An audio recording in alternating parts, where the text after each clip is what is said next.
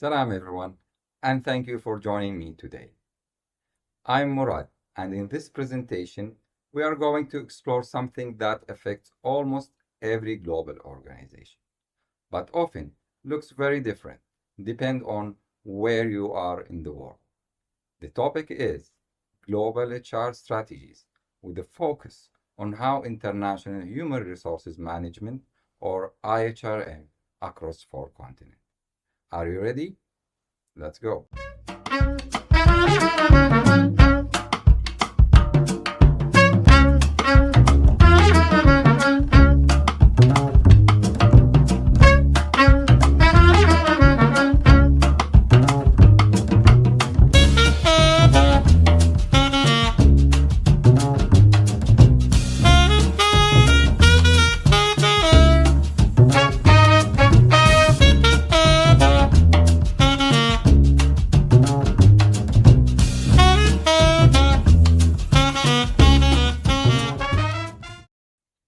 We will dive together into how companies in North America, Europe, Asia, and Africa approach HR practices like recruitment, training, performance management, and cultural integration. You will see that while the goals are often similar, the strategies can be surprisingly diverse. Let's get started with a quick overview of what IHRM actually means and why it matters more than ever in today's interconnected world. Global HR strategies, a comparative analysis of IHRM practices. IHRM is more significant than domestic HRM in terms of ensuring policies are consistent with host country law, custom, and sentiment. Establishing trust and promoting involvement with foreign teams require two differences in culture, such as attitudes towards hierarchy, individualism, and communication. It's enabling businesses' growth in emerging markets and making globally integrated workforces a single entity. IHRM also serves a purpose through strategy. It helps companies obtain compliance with complex regulations, assist in cross-cultural working relationships, and develops global leadership pipelines. Finally, in a globalized world, IHRM is an ingredient in sustaining performance, innovation, and an excellent employer brand. Let's start in America. McDonald's USA is one of the iconic brands, which is perfect for use as an example in this topic. The company indicates that the US IHRM practices are very performance driven and individualistic. Therefore, individual achievement is rewarded individually, closely tied to incentives. Legal compliance is of utmost importance, with strict standards forming the basis of employment practice. The most important aspects in policies and procedures are diversity and inclusion, which are due to pressure of society and legislation. For this reason, McDonald's USA has increasingly supported women and other minority leadership. And in 2021, 40% of McDonald's USA American owners are operators were women and members of other minority groups. Companies in the US, including the McDonald's USA, also embraces technology, which significantly helps in the optimization of recruitment, management, and talent performance. The leadership style are innovative, entrepreneur, focused, and empowering. The purpose of learning and development is to master the technical expertise and the prospective leadership skills. On the other side, Let's go through challenges and best practices in America. US organizations face tension in reconciling high staff expectations for autonomy and rapid career progression with compliance and diverse teams.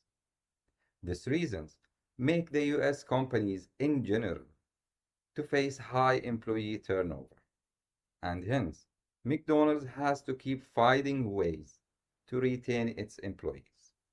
Another challenge is the combination of innovation, especially in technology use, and strict regulatory requirements can create tensions. However, there are some best practices which include supporting diversity and inclusivity. Another good practice is the 100% sponsorship to employees who are interested in sustained learning to build capabilities and leadership qualities. Merging digital platforms is also a strength since it helps to drive more efficient HR processes.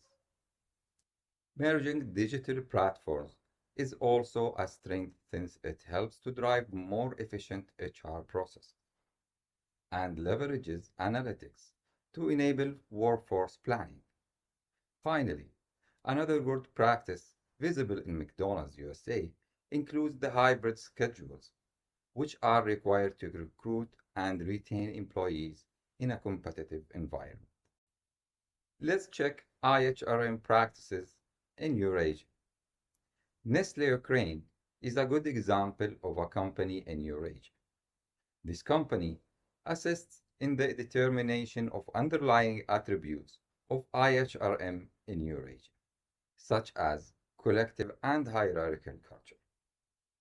Organizations in Ukraine value loyalty and are trust-based.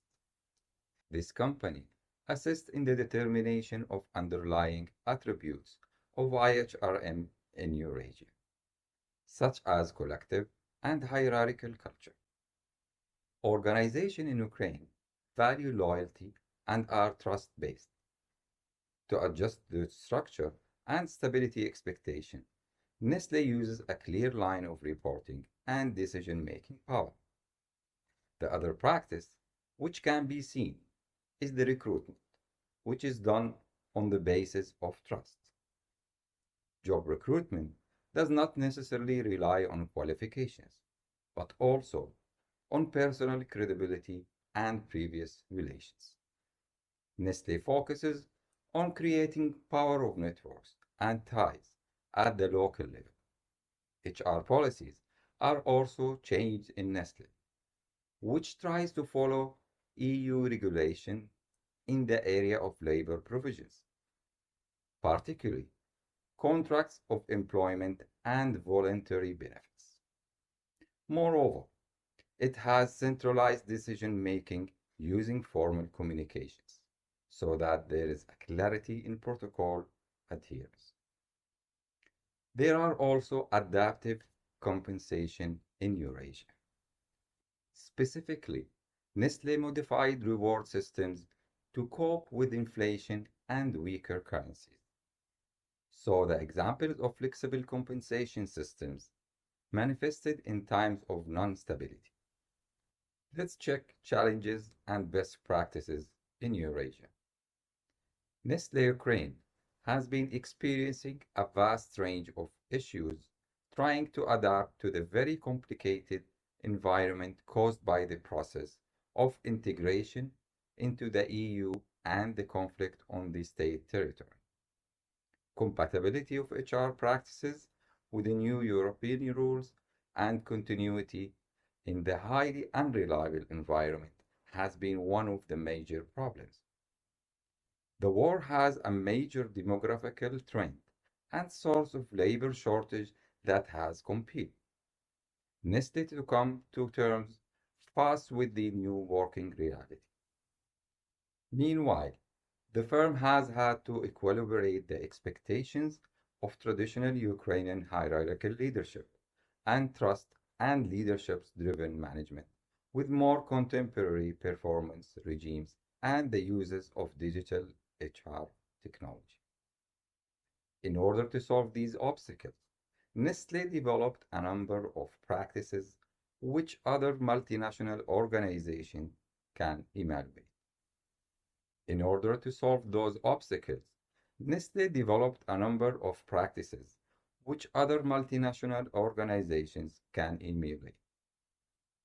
Cultivating trust by using open communication has been one of the essence because employees in the event of a crisis use similar messages and good, clear information.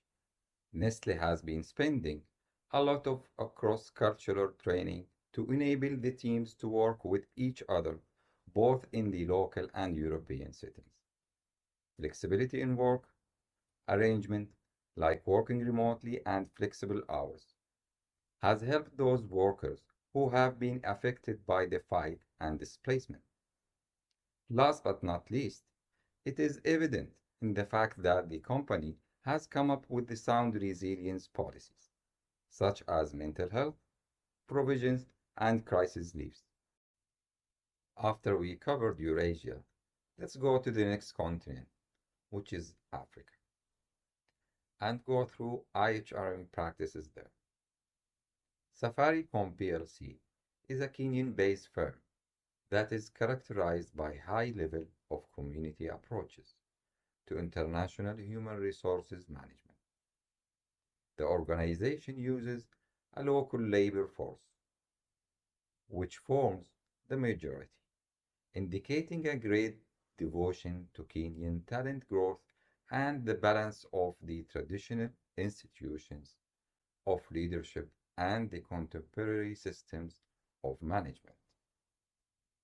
A particular emphasis on skills development can be found the Safaricom Academy, which trains employees and external partners annually, thus creating talent sustainability in the long term. The Shell education platform and health programs are some of the social responsibility programs that mainstreams community development as part of hiring employees, thereby economically empowering and creating employment opportunities. Also, Safaricom takes advantage of informal networks through adapting community mobilizers and building partnerships with local organizations in order to enhance the effectiveness of recruitment. The Harambee spirit, which considered the ethics of collective responsibility in Kenya, is rooted in the corporate culture, bringing the business goals in line with social values. The new job categories in East Africa have been made possible by an innovation mindset and, more importantly, use of digital financial services like M-Pesa. In order to discuss it, it is possible to refer to the strategies that have the potential to mitigate the high unemployment levels and consider the possibility of including social responsibility as a strategy that organization can implement to enhance the community interaction. However, challenges and best practices in Africa are very interesting. Irrespective of its gains, Safaricom faces a number of issues that are characteristics of the African settings. There is also the barrier of infrastructure, such as a lack of adequate roads and communications networks in the countrysides, which makes the movement of the workforce and the network expansion relatively bottlenecks. The economic gap between the various parts of Kenya causes problems with the maintenance of fair and competitive compensation structure. An ongoing lack of skilled telecommunications and fintech workers means that there is strong competition for knowledgeable employees.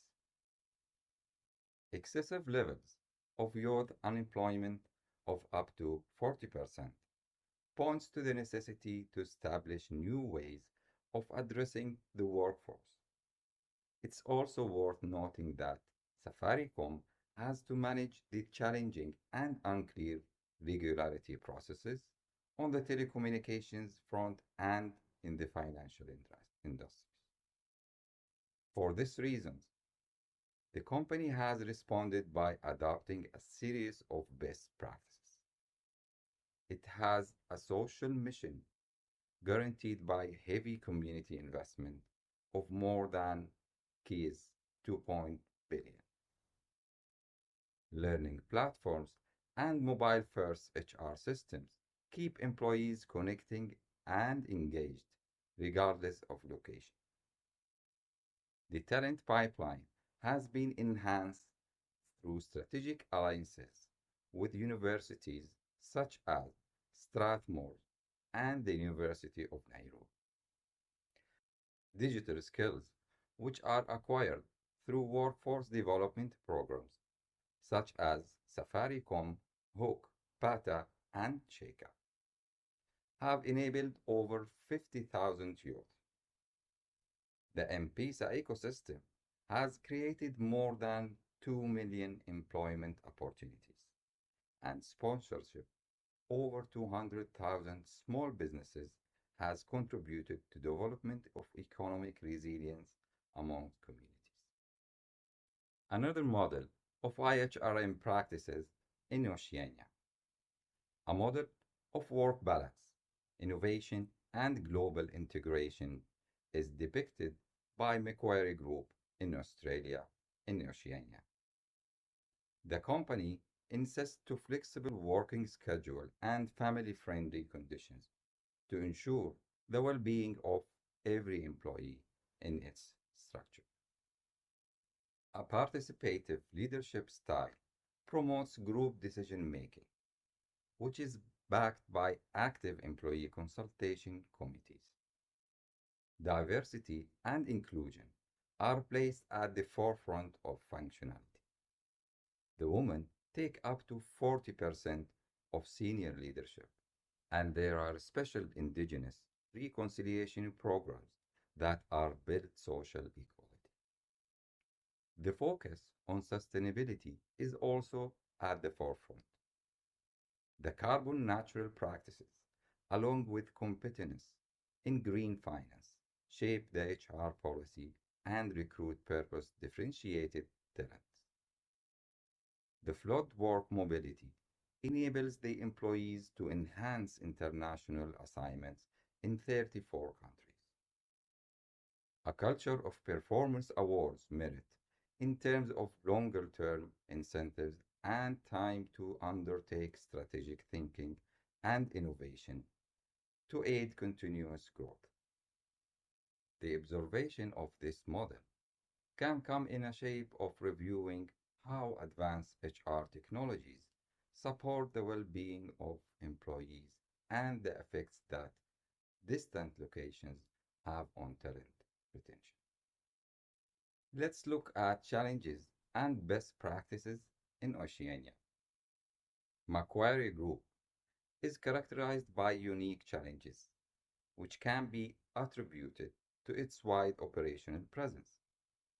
The geographic dispersion means that it would be necessary to control employees in Australia, New Zealand, and Asia Pacific in general, which is likely to be associated with logistical challenges and cultural diversity.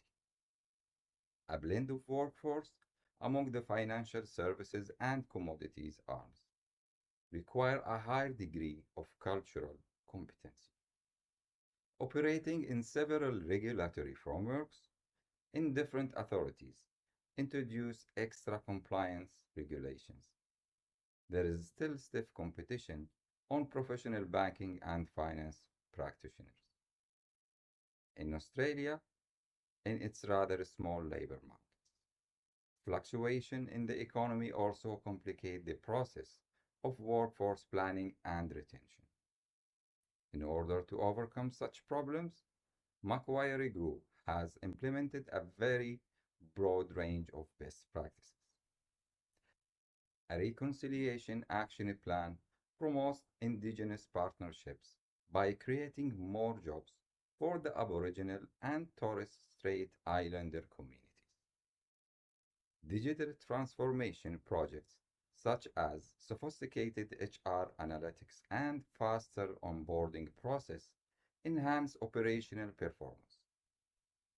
Alternative work schedules are useful in helping employees no matter where they may be, whereas cross-cultural training develops the skills required to realize positive results in international teamwork.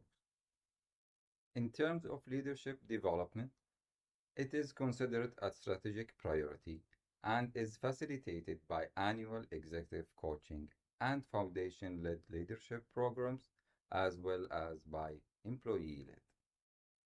Let's look at generic comparative analysis. In this comparison, organizational variations in how they respond to IHRM practices when it comes to different regions and industries are illustrated. McDonald's in the United States has a performance-based, technology-based, and compliance-based model. The company recognizes relationship-oriented business practice in culturally adjusted hierarchical settings across Eurasia. An example of innovation, a community-focused and mobile-first approach, is the case for Safaricom in Africa, which addresses local issues regionally. Macquarie Group in Oceania lays emphasis on risk sensitivity, performance orientation, and international integration in a highly regulated state. Some of the features that can be revealed include a defined pattern in recruitment, which is structured in the US, relationship based in Eurasia, community based in Africa, and competency based in Oceania. The practice when it comes to compensation varies greatly. The US companies adhere to market driven approaches. Eurasian operations tend to value stability. Africa based companies tend to tie compensation to innovation and social benefits. And Oceania tends to practice work based compensation. There is also the same diversity in training methods, from the high tech systems of the US to digital upskilling in the Africa to leadership training in Oceania. Cultural orientations also differ in the balance of individual achievements, collective accord, and invitation relative to original situation. To go in depth, this section brings together principles that are universal across several businesses and different industries.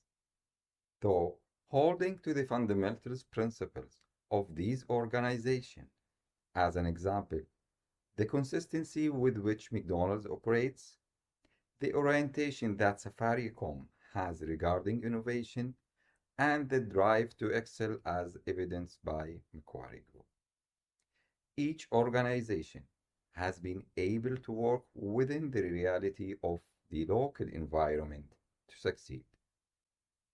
Diverse, disparity in technology integration, US and Africa experience digital transformation due to infrastructure status, whereas high levels of digital maturity can be seen in the case of Macquarie Group in the form of advanced analytics and in terms of community participation, whether it is McDonald's local employment, Safaricom community education and health, or Macquarie Group reconciliation and community investment programs.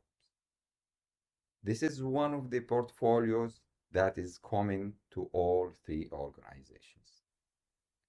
The universal theme is talent development, which comes in the variation as standardized training programs, digital academies, and leadership coaching.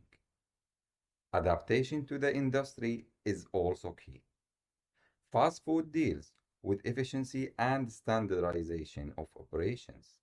Telecommunication involves in change and the ability to influence the community, and financial services deal with compliance and risk management. The regime of contemplation of these insights can refer to the assessment of which country has provided the most useful examples of HR practices or any other trends that arise in the possibility of comparison among the fast food, telecommunications, and financial services operating in a global market. In conclusion, adapting HR practices is key to international business success. Just because a program in the domestic settings has probable evidence of success does not mean its policies can be exported to the broader public without recognizing the culture, economic, and legal elements of each country and its markets. Each one of these elements must be aligned to help generate trust, engagement, and participation in these markets. Technology will be important in the trend of the future. Nowadays, technology transforms talent management and the rest of the core HR processes, allowing for making decisions based on data and facilitating work strategies. Also, remote and hybrid work will become more evident, so there will be a need to have a high digital capacity and flexibility. The other potential trend will entail the approach to diversity and inclusion, which should be essential in terms of talent attraction and innovation in cross-cultural conditions. Thank you everyone for watching, and I will leave you to review my references list.